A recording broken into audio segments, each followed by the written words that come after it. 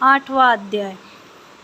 श्रीमद् भागवत गीता का 8वां अध्याय। इस प्रकार भगवान के वचनों को न समझकर अर्जुन बोले, हे पुरुषोत्तम, जिसका आपने वर्णन किया है वह ब्रह्मा क्या है, अध्यात्म क्या है, कर्म क्या है और अधिभूत नाम से क्या कहा गया है, अधिदेव नाम से क्या कहा जाता है। हे मधुसूदन, यह अधियज्ञ कौन है और ये शरीर कैसे हैं और युक्त चित्त वाले पुरुषों द्वारा अंत समय में आप किस प्रकार जानने में आते हो। इस प्रकार अर्जुन के प्रश्न करने पर श्री कृष्ण भगवान बोले, हे अर्जुन, परम अक्षर अर्थात जिसका कभी नाश नहीं हो ऐसा सचिंदाघन परमात्मा तो ब्रह्मा है और अपना स्वरूप अर्थात जीवात्मा अध्यात्म नाम से कहा जाता है तथा भूतों के भाव को उत्पन्न करने वाला शास्त्र वहित यज्ञ, दान और होम आदि के निमित्त और द्रव्यादियों का त्याग है, वह कर्म नाम से कहा गया है। उत्पत्ति विनाश धर्म वाले सब पदार्थ अधिभूत हैं और हृदय में पुरुष है, अधिदेव हैं और हे देहधारियों में श्रेष्ठ अर्जुन, इस शरीर में वासुदेव ही विष्णु रूप से अधियज्ञ हूँ और जो पुरुष अंत काल में मेरे को ही स्मरण करता हुआ शरीर को त्याग कर जाता है वह मेरे साक्षात स्वरूप को प्राप्त होता है, इसमें कुछ भी संशय नहीं है। कारण कि हे कुंती पुत्र अर्जुन, यह मनुष्य अंत काल में जिस भी भाव को स्मरण करता हुआ शरीर को त्यागता है उसको प्राप्त होता है, परंतु सदा उसी ही भाव को चिंतन करता हुआ, क्योंकि सदा ही जिस भाव का चिंतन करता है अंत काल में भी प्राय उसी का स्मरण होता है। इसलिए हे अर्जुन, तू सब समय में निरंतर मेरा स्मरण कर और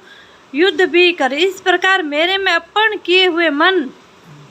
बुद्धि से युक्त हुआ निसंदेह मेरे को ही प्राप्त होगा। हे पार्थ, यह नियम है कि परमेश्वर के ध्यान के अभ्यास स्वरूप योग से युक्त अन्य तरफ से जानने वाले चित्त से निरंतर चिंतन करता हुआ पुरुष परम प्रकाश रूप दिव्य पुरुष को अर्थात परमेश्वर को ही प्राप्त होता है। इससे जो पुरुष सर्वज्ञ अनादि सबके नियंता सूक्ष्म में भी अति सूक्ष्म सबके धारण पोषण करने वाले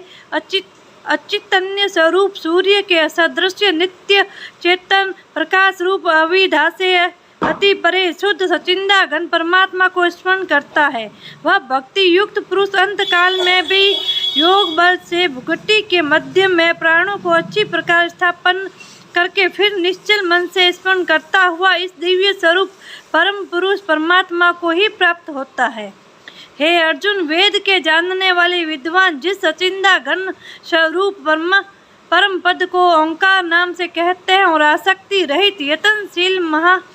महात्म महाजन जिसमें प्रवेश करते हैं तथा जिस परम पद को चाहने वाले ब्रह्मचर्य का आचरण करते हैं उस परम पद को तेरे लिए संक्षेप से कहूँगा। हे अर्जुन, सब इंद्रियों के द्वारों को रोककर अर्थात इंद्रियों को विषयों से हटाकर तथा मन को हृदय में स्थिर करके और अपने प्राणों को मस्तक में स्थापन करके योग धारणों में स्थित हुआ जो पुरुष ओम ऐसे इस एक अक्षर रूप ब्रह्मा को उच्चारण करता हुआ और उसके अर्थ स्वरूप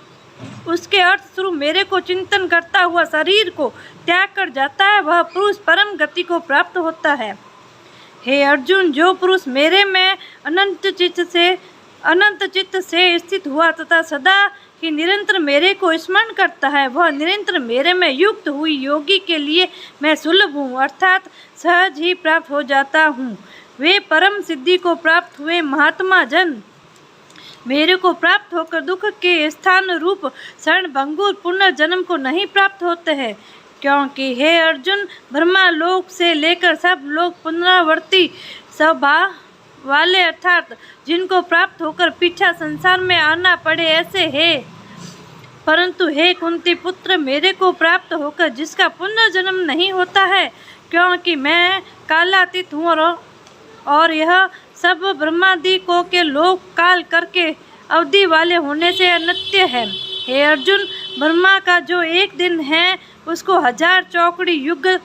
तक अवधि वाला और यात्री को 1000 चौकड़ी युग तक अवधि वाला जो पुरुष तत्व से जानते हैं अर्थात काल करके अवधि वाला होने से ब्रह्मा लोक को भी अनित्य जानते हैं, वो योगी जन काल के तत्वों को जानने वाले हैं।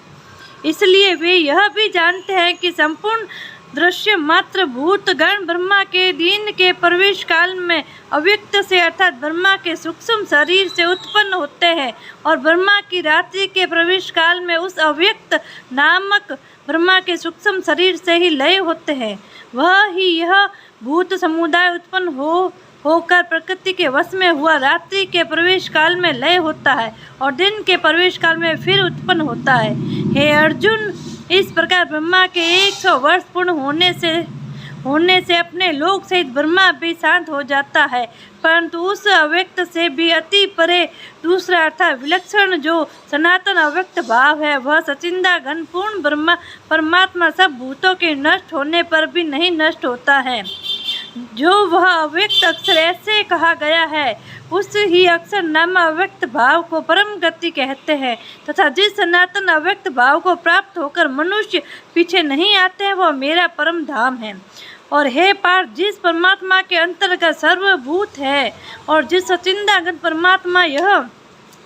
सब जगत परिपूर्ण है, वह सनातन अव्यक्त परम पुरुष अनन्य भक्ति से प्राप्त होने योग्य है। और हे अर्जुन, जिस काल में शरीर त्याग कर गए हुए योगी जन पीछा आने वाली गति को भी प्राप्त होते हैं, इस काल को अर्थात मार्ग को कहूँगा। उन 2 प्रकार के मार्गों में से जिस मार्ग में ज्योतिर्मय अग्नि अभिमानी देवता है और दिन का अभिमानी देवता है तथा शुक्ल पक्ष का अभिमानी देवता है और उत्तरायण के 6 महीनों का अभिमानी देवता है, उस मार्ग में मरकर गए हैं वह ब्रह्मा वेत्ता अर्थात परमेश्वर की उपासना से परमेश्वर को परोक्ष भाव से जानने वाले योगी जन उपरोक्त देवताओं द्वारा कर्म से ले गए हुए ब्रह्मा को प्राप्त हुए हैं। जिस मार्ग से धूमाभिमानी देवता है और रात्रि अभिमानी देवता है तथा कृष्ण पक्ष का अभिमानी देवता है, दक्षिणायानी के 6 महीनों का अभिमानी देवता है, उस मार्ग में मरकर गया हुआ सकाम कर्म योगी उपरोक्त देवताओं द्वारा कर्म से ले गया हुआ चंद्रमा की ज्योति को प्राप्त होकर स्वर्ग में अपने शुभ कर्मों का फल भोगकर पीछा आता है। क्योंकि जगत की 2 प्रकार के शुक्ल और कृष्ण अर्थात देवयान और पितृयान मार्ग सनातन माने गए हैं। इनमें एक के द्वारा गया हुआ पीछा न आने वाली परम गति को प्राप्त होता है और दूसरे द्वारा गया हुआ पीछा आता है अर्थात जन्म मृत्यु को प्राप्त होता है। हे पार्थ, इस प्रकार हम दोनों मार्गों को तत्व से जानता हुआ कोई भी योगी मोहित नहीं होता है अर्थात फिर वह निष्काम भाव से ही साधना करता है, कामनाओं में नहीं फंसता। इस कारण हे अर्जुन, तू सब काल में समतत्व बुद्धि रूप योग से युक्त हो अर्थात निरंतर मेरी प्राप्ति के लिए साधन करने वाला हो, क्योंकि योगी पुरुष इस रहस्य को तत्व से जानकर वेदों के पढ़ने में तथा यज्ञ तप और